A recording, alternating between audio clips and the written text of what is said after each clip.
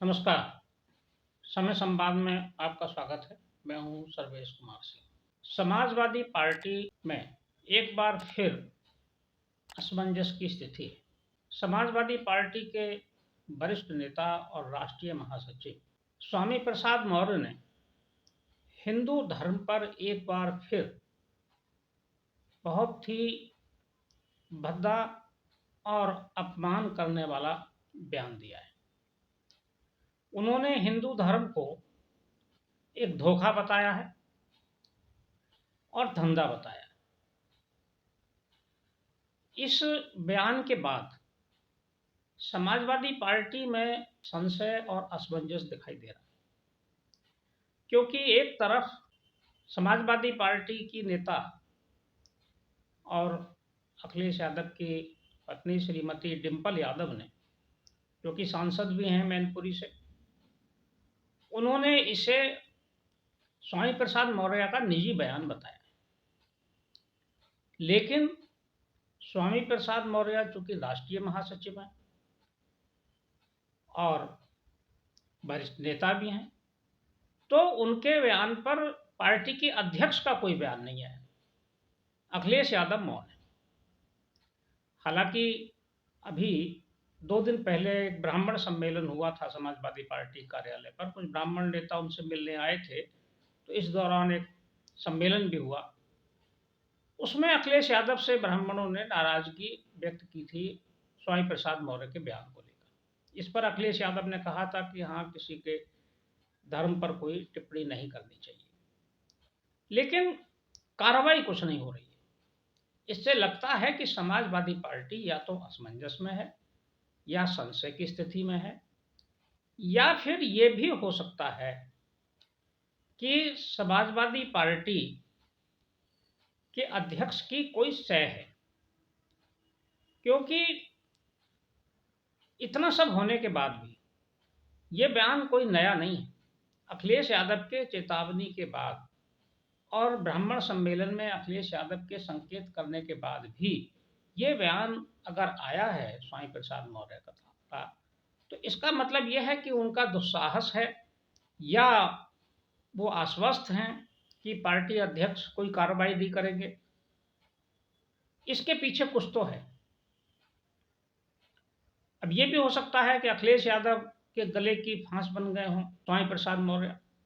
अब वो ना निकल रही है, ना अंदर जा रही है, ना उससे छुटकारा पा रहे हैं। उनको ये भी लगता है कि इंडिया गठबंधन के साथ वो चुनाव लड़ेंगे कि नहीं लड़ेंगे। अकेला लड़ना पड़ेगा तो पीडीए की जरूरत पड़ेगी। पीडीए में स्वामी प्रसाद मौर्य फिट होते हैं क्योंकि वो पिछड़ा है। ऐसी स्थिति में समाजवादी पार्टी की स्थिति लगातार मतदाताओं के सामने कमजोर हो रही है।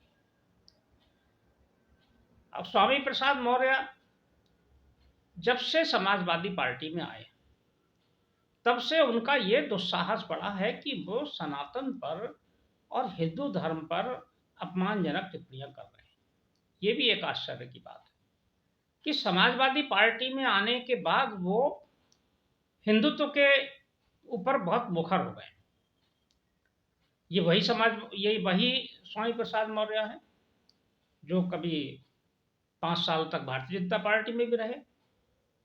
तब उन्हें ना तो रामचरितमानस में कोई कमी दिखाई दी, ना लक्ष्मी गणेश में कोई कमी दिखाई दी, ना हिंदू धर्म में कोई कमी दिखाई दी। और इतना ही नहीं, स्वामी प्रसाद मौर्य ने बहुत लंबी राजनीति, कहा जाए कि कम से कम 2 दशक तक वे बहुजन समाज पार्टी में रहे, मायावती के साथ थे। इनकी हिम्मत नहीं थी कि मायावती की पार्टी में ये एक भी शब्द सनातन पर बोल दें। तब भी ये सनातन पर नहीं बोले। या तो मायावती जी का भय इतना ज्यादा था, या वहां डर था कि तुरंत कार्रवाई होगी, तुरंत निकाल दिए जाएंगे, या फिर ये जो अब बोल रहे हैं ये कोई रणनीति का हिस्सा है, या इनसे बुलवाया जा रहा है। कुछ तो है जो लगातार वो एक के बाद एक नया विवादित बयान लेकर आ जाते हैं। हो सकता है उनको ये टारगेट दिया गया हो कि आप हिंदू विरोधी मतों को गोलबंद करें। हो सकता है पार्टी को ये लगता हो कि अगले चुनाव में जो हिंदू विरोधी मत हैं उनको एकजुट कर लिया जाए, उनको गोलबंद कर लिया जाए, और उसका काम स्वामी प्रसाद मौर्य को दिया गया। हालांकि ये भ्रम साबित होगा। उनको लगता है कि हिंदू समाज को गाली देकर क्या दूसरे धर्म के मुसलमानों को वोट मिल जाएंगे। ऐसा भी नहीं होगा, क्योंकि मुसलमान समाज भी जागरूक है। वो केवल किसी को इसलिए वोट नहीं दे देगा कि वो हिंदुओं को गाली दे रहे हैं। हिंदुओं को गाली देने से मुसलमान समाज का क्या फायदा है? कोई फायदा नहीं है। इस बात को मुस्लिम अच्छी तरह जानते हैं। वो जो भी वोट करेंगे या फैसला लेंगे आगामी चुनाव में किसके साथ जाना है, ये अपना हित और अहित देखकर करेंगे। वो इतना समझने में सक्षम है। फिर स्वामी प्रसाद मौर्य किसके लिए ये सब कर रहे हैं? क्या वो बहुत बड़े नेता हो जाएंगे? स्वामी प्रसाद मौर्य विधानसभा का चुनाव भी हार गए। उनको लग रहा था कि वो सत्ता पलट देंगे, भारतीय जनता पार्टी छोड़ दी और अब तो भारतीय जनता पार्टी का बिल्कुल सफाया कर देंगे। देख लिया उन्होंने उनके निकलने के बाद क्या हुआ। ये स्थितियां समाजवादी पार्टी के लिए तो दिक्कत वाली हैं ही। ये पूरे इंडिया गठबंधन के लिए दिक्कत वाली, क्योंकि इंडिया गठबंधन अपने दलों के नेताओं के विवादित बयानों से ही आहत है। इंडिया गठबंधन के जो नेता हैं उनकी जबान पर कोई लगाम नहीं, कोई उनको इस बात का भान नहीं है कि वो जो कह रहे हैं उससे देश का मतदाता क्या संदेश लेता है। ये लोग इंडिया गठबंधन का फायदा कर रहे हैं या इंडिया गठबंधन का बेड़ा गर्क कर रहे हैं, इन्हें इस बात का ही पता नहीं। अब अगर स्वामी प्रसाद मौर्य समाजवादी पार्टी में रहकर सनातन की आलोचना करेंगे, अगर वो रामचरितमानस की आलोचना करेंगे, निंदा करेंगे, अगर वो लक्ष्मी गणेश की निंदा करेंगे, अगर वो हिंदू धर्म को धोखा बताएंगे, धंधा बताएंगे, तो क्या समाजवादी पार्टी के जो मतदाता हैं या समर्थक हैं वो सब इसी मानसिकता के? ऐसा नहीं है। समाजवादी पार्टी का जो वोट बैंक है वो एक बहुत बड़ा वोट बैंक है। उसमें यादव वोट भी हैं, अन्य जातियों के वोट भी हैं। यादव अधार्मिक नहीं है, यादव धार्मिक हैं, भगवान श्री कृष्ण के वंशज हैं, अनुयायी हैं उनके, और धार्मिक आस्था किसी से भी कम नहीं है उनके अंदर। उनके अंदर भी मन में गुस्सा है स्वामी प्रसाद मौर्य के बयानों, या जो अन्य दलित जातियां हैं, पिछड़ी जातियां हैं। दलित जातियां सबसे ज्यादा भगवान राम की भक्त है।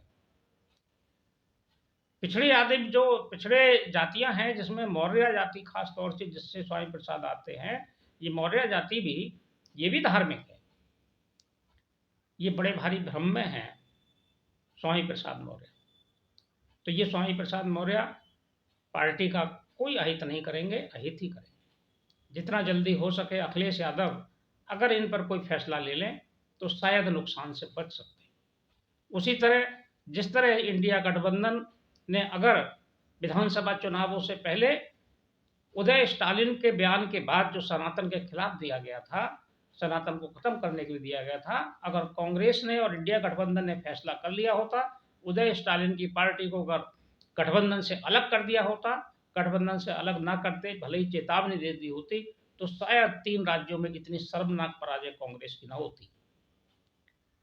कांग्रेस सनातन के अपमान से हारी। कांग्रेस की स्थिति इतनी कमजोर नहीं थी, जो सर्वे आए थे उनमें भी कम नहीं थी, जो प्री पोल आए थे उनमें भी कमजोर नहीं दिख रही थी, लेकिन परिणाम में वो हार गई। उसकी वजह ये थी कि सनातन पर जो टिप्पणियां हुई उससे लोग आहत हुए। वही गलतियां समाजवादी पार्टी भी कर रही है। एक के बाद एक इंडिया गठबंधन के नेता इस तरह के बयान दे रहे हैं। पूरा इंडिया गठबंधन इस बात से एकदम से कहना चाहिए कि बेफिक्र है कि क्या होगा। उन्हें लग रहा है कि केवल हिंदुओं को गाली दो, हिंदुत्व को गाली दो, कुछ भी टिप्पणी कर दो और वो चुनाव जीत जाएंगे। ये 2024 का चुनाव है। ये मतदाता 21वीं सदी का मतदाता है। इस मतदाता में बहुत बड़ी संख्या उस वर्ग की भी है जो युवा मतदाता है, नए मतदाता हैं, जो पढ़ा लिखा मतदाता है, जिसके पास विवेक है और जिसके पास ज्ञान है, जो अच्छा बुरा समझने की क्षमता रखता है, जो केवल जातियों में नहीं बंटता, वो हित अहित सब कुछ देख सकता है। इसलिए अखिलेश यादव अगर अपने गले की इस फांस को अगर निकालें तो समाजवादी पार्टी का हित होगा और राजनीति का भी हित होगा। स्वामी प्रसाद मौर्य तो जो अपना राजनीतिक उनका स्वरूप होगा आगे वो होगा ही। हालांकि भारतीय जनता पार्टी ने भी इन्हीं स्वामी प्रसाद मौर्य को 5 साल तक पाला पोसा था, 5 साल तक कैबिनेट मंत्री बनाकर रखा था। भारतीय जनता पार्टी ने भी इनको संरक्षण दिया था, सब कुछ जानते हुए। लेकिन अब वो भारतीय जनता पार्टी में नहीं है, तो भारतीय जनता पार्टी भी आलोचना कर रही है। हालांकि इनकी बेटी संघमित्रा भारतीय जनता पार्टी की तरफ से बदायूं से सांसद हैं, वो अभी भी भारतीय जनता पार्टी में, और हो सकता है कि अगला 2024 का चुनाव संघमित्रा भारतीय जनता पार्टी के ही टिकट पर लड़े, तो भारतीय जनता पार्टी को भी कुछ निर्णय लेने पड़ेंगे, संदेश तो इन्हें भी देना पड़ेगा। देखते हैं 2024 का चुनाव आने से पहले क्या इस तरह के बयानों पर रोक लगती है। सनातन को अपमान करने वाले, हिंदू धर्म को अपमान करने वाले लोगों के खिलाफ कोई कार्रवाई होती है कि नहीं होती है। अगर होती है तो उन दलों का ही हित होगा, और नहीं होती है तो नुकसान निसंदेह रूप से उठाएंगे, क्योंकि अब जो 2024 का चुनाव होगा वो पूरी तरह से एक अलग तरह के वातावरण में होगा। राम मंदिर बन चुका होगा, राम मंदिर में प्राण प्रतिष्ठा हो चुकी होगी, भगवान राम की कृपा में होगा। जो राम की शरण में होगा वो लोकसभा चुनाव में जीतेगा। समय संवाद में आज बस इतना ही। कल फिर मिलेंगे किसी एक खास विषय के साथ। तब तक के लिए मैं सर्वेश कुमार सिंह आपसे विदा लेता हूँ। नमस्कार।